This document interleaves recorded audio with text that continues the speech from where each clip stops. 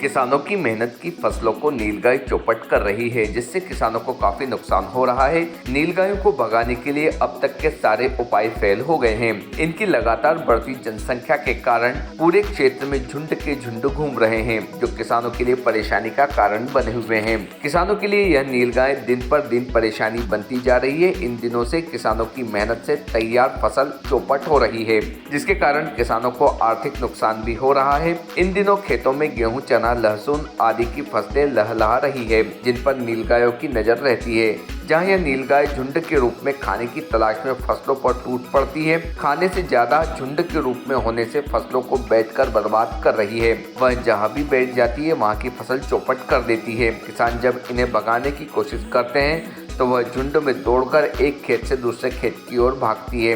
वहीं अनेक बार यह किसानों के ऊपर भी आक्रमण कर देती है।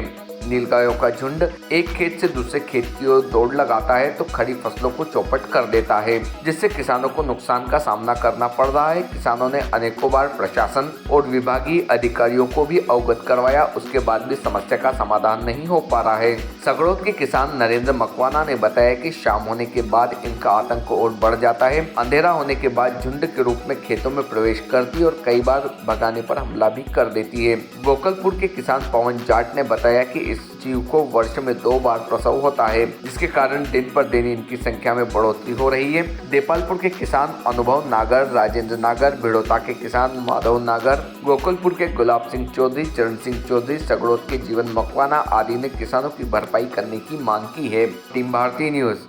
आप देख रहे हैं कि घोड़ा रोज के कारण हमारे यहाँ गांव सगड़ोद में कितना नुकसान हो रहा है। कम से कम 50 से 60 और 70 का इनका झुंड घूम रहा है और किसान बहुत ही परेशान है इन घोड़ा रोज के कारण और फसलें ये चौपट कर रहे हैं।